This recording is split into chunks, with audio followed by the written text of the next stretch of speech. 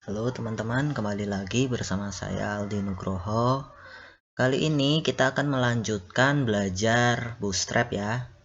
Sebelumnya, di episode sebelumnya kita sudah mempersiapkan bahan-bahan ini.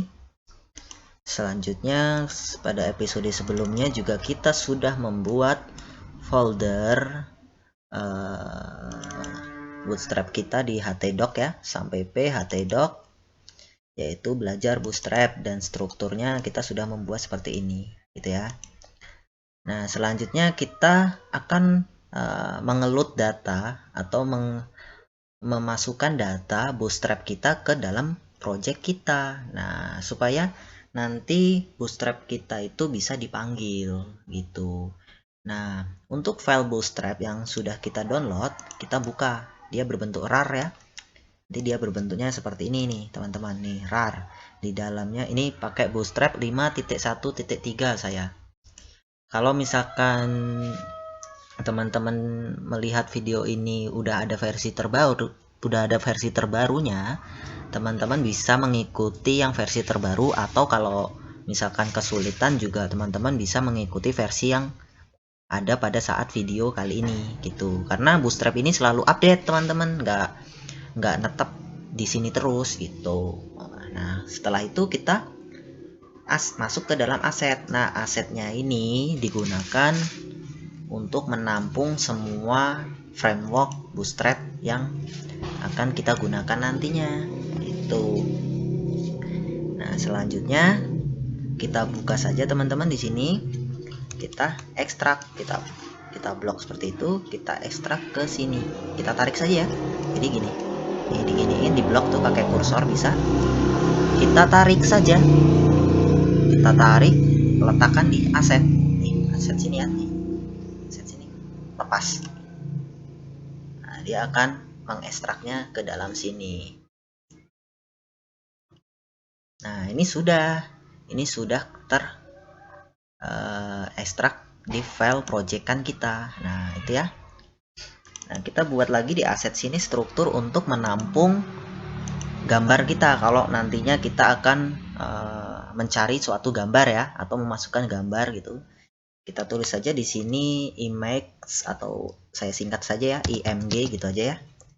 Nah, ini jadi nanti semua file yang berextension picture atau gambar gitu ya, nanti disimpannya di sini teman-teman gitu. Kalau CSS nanti ya CSS di sini, JavaScript ya JavaScript di sini. Ini bawaan dari Bootstrapnya gitu ya.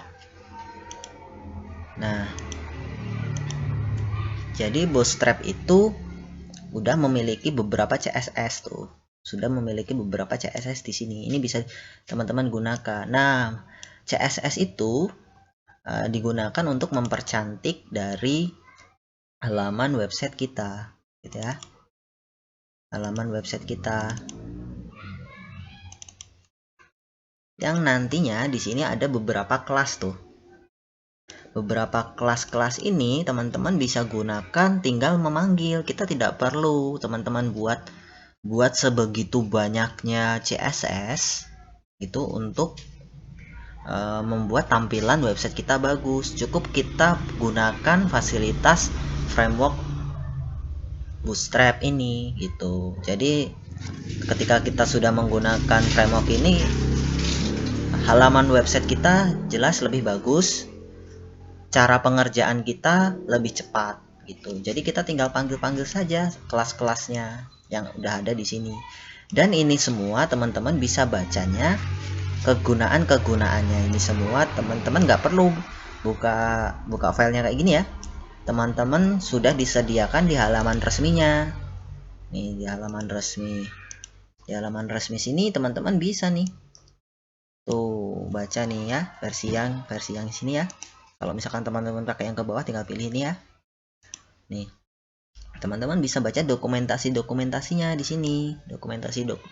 Dokumentasinya, example-nya, bahkan icon ya, tema juga ada nih di sini, gitu ya. Semuanya nih, dari komponen, layout, form, semuanya ada di sini. Teman-teman tinggal baca dan terapkan. Nah, untuk di versi ini sebelumnya kita sudah membuatnya seperti ini ya. Ini belum belum kelut nih bootstrapnya. Nah, untuk itu kita akan mengelut bootstrap ke dalam proyekan kita. Nah, kita buka dulu proyekan kitanya, ini kita close aja.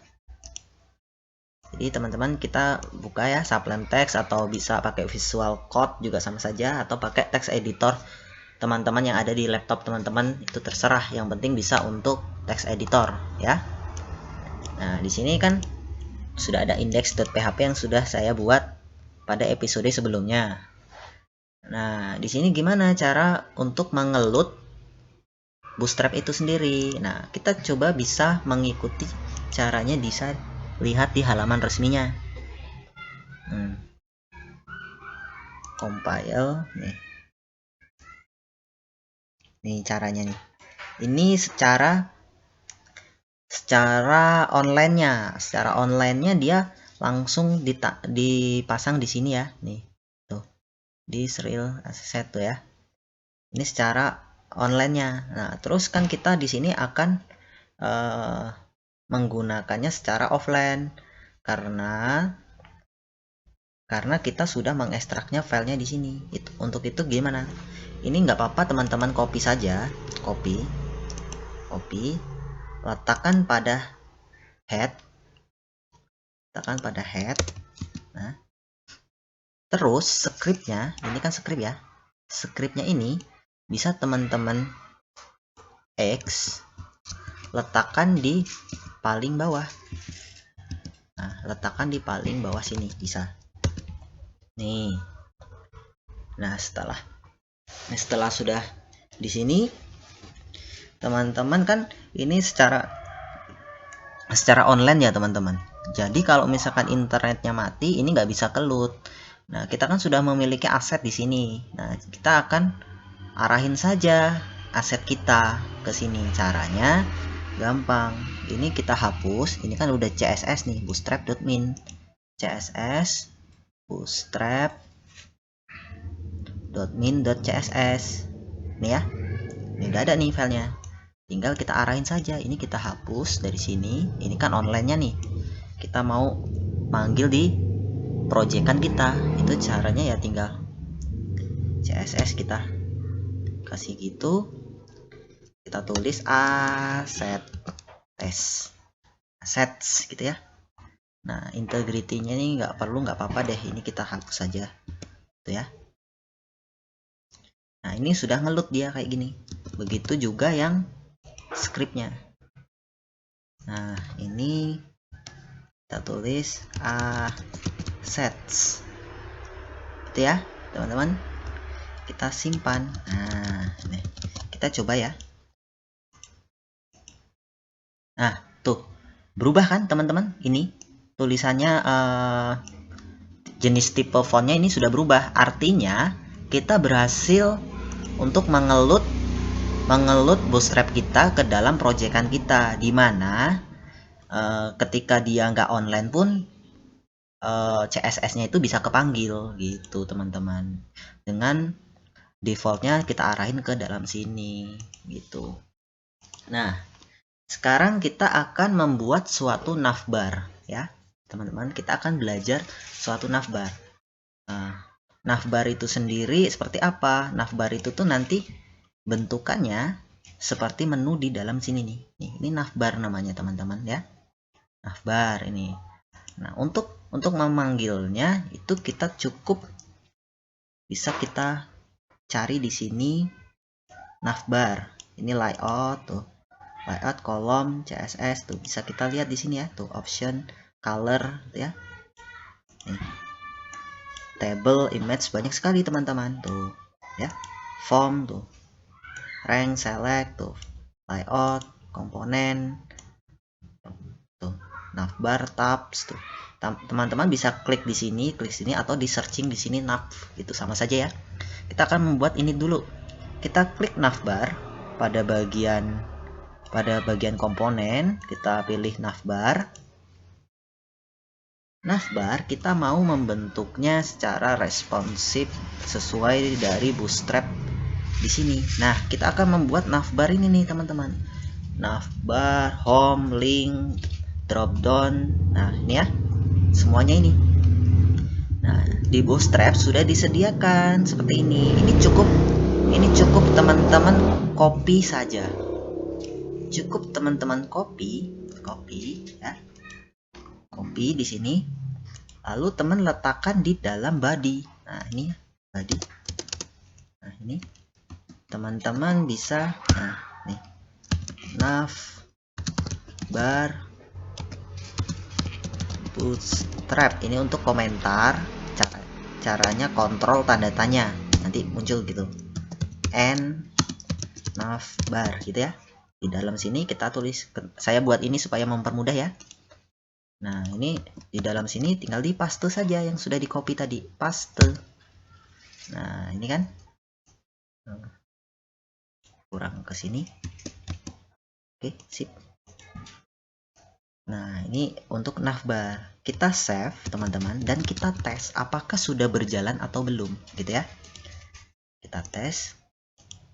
Nah, teman-teman nih, sudah berjalan kan navbar kita. Nah, kalau misalkan CSS kita itu gagal terload atau gagal dideteksi, itu dia tidak akan muncul nih. Contohnya ini saya komentar dulu ya. Kita save. Ininya juga saya komentar ya, teman-teman. Kita save, artinya ini nggak make ini gitu, udahan. Itu pasti nggak ngeload dia. Kalau tidak ngeload dia bakalan tuh bentuknya jelek ya, aneh ya. Nah, dengan adanya fungsi Bootstrap ini, kita bikin menu itu jadi lebih simpel dan lebih cepat gitu, ketimbang kita harus bikin CSS-nya terlebih dahulu, membutuhkan waktu yang sangat lama, teman-teman. Nah, ini hello world-nya bisa kita hilangkan dulu ya, biar ininya ke atas. Nah, hello world-nya bisa kita hapus atau bisa di komentar ya, sama saja sih, teman-teman. Save, jangan lupa kita load lagi. Nah, di sini sudah ada nih, ya, tuh. Link, home, navbar. Nah, kita rubah sekarang konten-kontennya apa saja gitu ya. Nah, misalkan ini adalah Bootstrap gitu ya. Bootstrap, ini judulnya atau nama perusahaan ya. Bootstrap Aldi gitu ya. Home, terus ininya saya kasih profil gitu ya.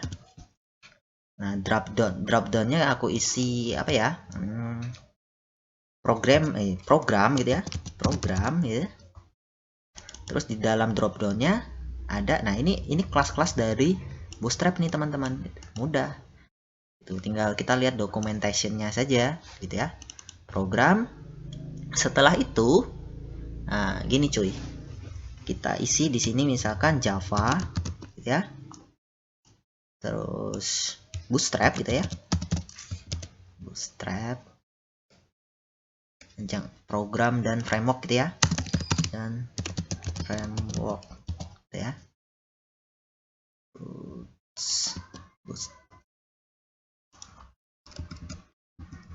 Bootstrap.